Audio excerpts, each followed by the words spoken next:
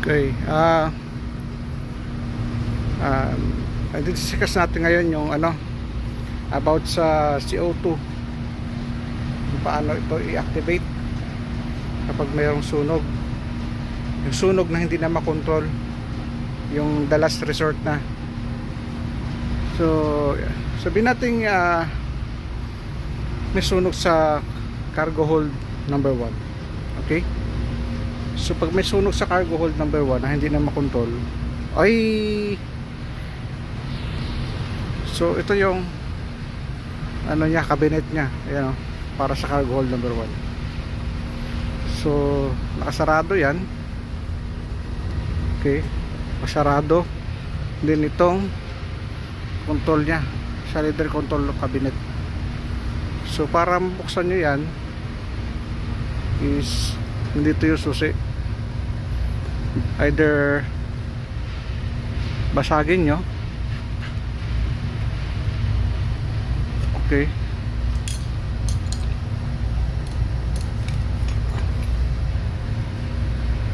and then buksan nyo yung cabinet ito. Okay, yan.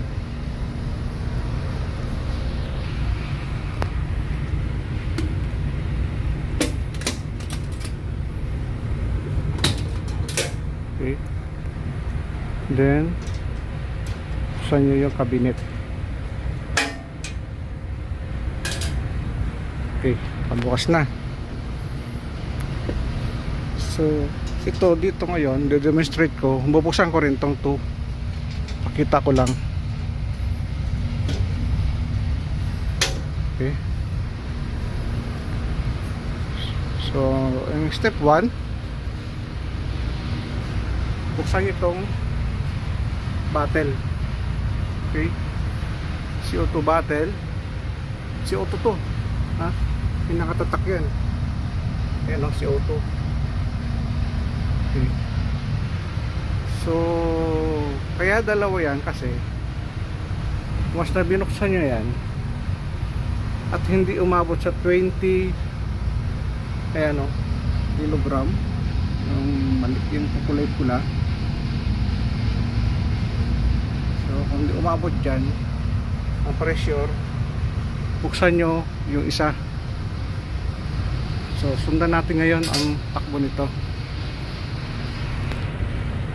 Mas na binuksan nyo ito, yung gas, yung CO2 gas, tatakbo dito, tatakbo dito. So unahin natin dito, sundan natin to kung saan papunta to. Okay, ito papunta yan dito sa kabilang cabinet. Oh, yan. Ayan, sa number 3. Okay, number 3. Yung isa naman papunta dito sa sa number 1. Okay, number 1. Okay,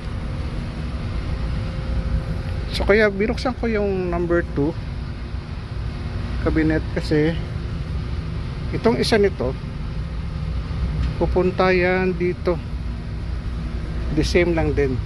Okay, dito sa linyadang to. So pares lang sila, kambal yan, identical. So ito na, buksan nyo ang POD. So ito ay naka close position pa, nakaangat siya. So diba pagbaba nyo ganyan, yan the time na bukas na siya. Okay, ngayon sasabihin natin nabuksan mo na ito, ang gas papunta dito pababa. Okay, saan papunta to?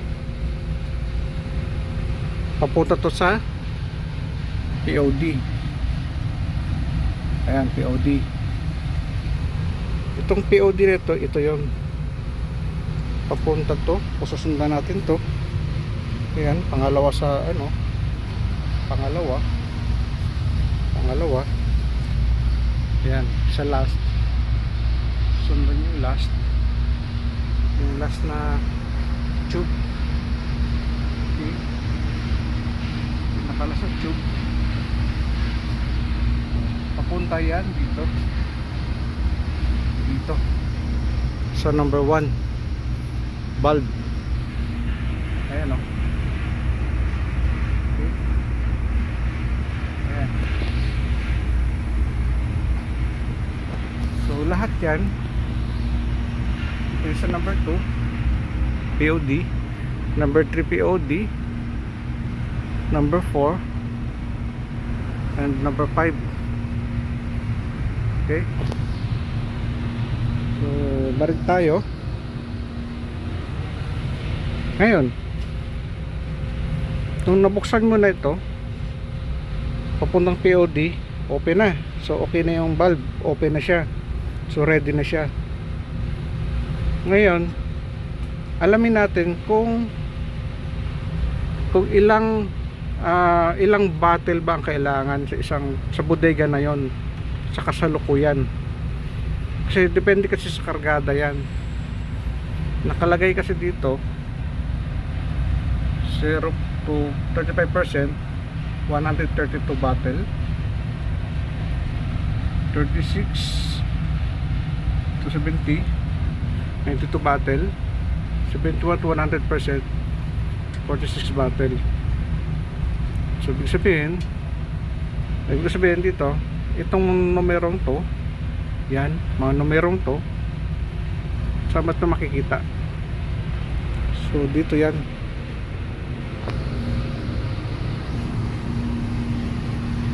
Ayan yun, no? Yan yun. Okay. So ngayon, ang tanong, saan ba ito nakikita? Paano malaman to? So ito nalalaman to sa storage plan ni Shipmate. Kung yung kargada ba natin is almost puno na siya. Siyempre pag almost puno na, wala na halos space sa ibabaw, di ba? Konti-konti ang space. So kung may sunog ngayon, nasunog yung ibabaw nun, so konti na lang yung space na ay yung ikutan ng apoy. So it means na konti rin yung CO2 na gagamitin. So 46 bottle lang. Kung nasa ganito kargada siya, halos almost puno, kalahati, mga kalahati, sobra-sobra sa kalahati yung puno ang kargada. Ito siya, 92 bottles. So kung halos wala nang laman yung bodega, konti-konti lang, may laman yung bodega pero konti-konti, nasa 35%. So kung maraming space yun, so kung magkasunog man nun, ang lawak nung ikutan ng apoy. So kailangan is 132 bottles ang kailangan doon, kasi malawak yung yung space, di ba? So baga marami oxygen yun, kumbaga yung heat is kumakalat na. So ganito din sa number sa number 2, di ba? Depende yan sa laki ng bodega, kaya magtataka tayo dito, magkakaiba sila sa number. So dito, ang lumalabas dito yung cargo hold number 2 pati number 4, paras pala silang laki. Ayan, paras lang yung bottle na gagamitin. So ang malaki is yun, ito pinakamalaki. Sumunod na malaki number 5, then number 1 yung space nya. Okay, so ito na. So ngayon, ganun lang yun. So kung gaano karami bottle ang kailangan, yun din yung bubuksan na valve. So paano nga bubuksan tong valve? So tanggalin nyo lang to. Ayan, ayan. Ayan. Ayan, nakaklip lang yan. Nakakilip lang yan siya. Yung ibang CO2, ibang barko, ibang klase naman sila. Once na ito binuksan mo, automatic niya itutulak yung lock, parang rod nito pababa, para ito is free na siya anytime. So dito mano-mano. Okay, so, yun. Okay, so paras lang sila. Yan. Ngayon kung magtatanong pala kayo kung alin ba dito sa mga ito ang unang i-activate nya, so hindi to nalagyan ng ng numero. Ayan, so hindi nalagyan ng yan ng numero. So dito kasi bawat linya nito may corresponding battle na bubuksan. Ang tawag sa kanila pilot line. Okay, so ang pilot line na sinasabi ko, ito yon. Yan sa cargo hold number 1, ang pilot line is 1, 2, 3, 4, 5, 6, 7, 8, 9, 10, 11, 12, 13, 14, 15. So itong pilot line na sinasabi ko, ito yung mga tube. Ito yun ito, pilot line to, tawag na dito pilot line. Okay, kung saan papunta. Okay, pilot 1, 2, 3, kaya siguro nilagyan nila itong 1, 2, 3, 1, 2, 3. Ayan, 1, 2, 3. Yan, sila 4, 5, 6. Yan, 7, 8, 9, 10, 11, 12, 13, 14, 15. So itong number 1, sinundan ko ito. Actually to magkakarugtong lang naman to sila. So pag naubos ang isa, pwedeng isa, dagdag ang isa. So nung sundan ko ito, ang unang pinuntahan nito ay itong battle nito. So 20 battle to, 20, 22, 22. So kulang pa kung sakasakali. So tatakbo yung isang linyada. For example ito. Ito yung line nito. Papunta dito. So dugtong lang yan. Yan. Dugtong lang din yan. Yan. Pagdating dito, tatakbo na naman dito pag kinulang. So dito may device dito sa loob na example, ito na yung pinaka last na battle pang 92, example 92, at tatakbo yung isang CO2 dito, hindi siya magbubukas kasi may pressure na lang siya kung hanggang saan siya pwede, kasi yun lang yung pressure na binigay doon mayroong ata doon, orifice na sinasabi. Yan ang sunod na i-vlog ko. Alamin ko kung ito sa loob, alamin ko yung kung ano yung laman nito, ano yung sa loob dito, kung bakit hanggang dyan lang yung pressure niya, hindi niya bubuksan lahat. Inutusan mo lang sa example, utusan mo siyang 92 battles lang, 92 battles lang talaga yon. So yan, tatakbo yan dyan, sunod-sunod yan. Yan, hanggang dito. Okay. Ngayon, pag kinulang pa, yan, tatakbo yan dito. Dito, sakop niya pa to. So ang pinaka 92 na lang yan, kukuha sa dito. Yan dito, dalawa na lang kukuha niya dito para maging 92. Pero makita mo, dugtong pa rin siya. Yan, dugtong siya.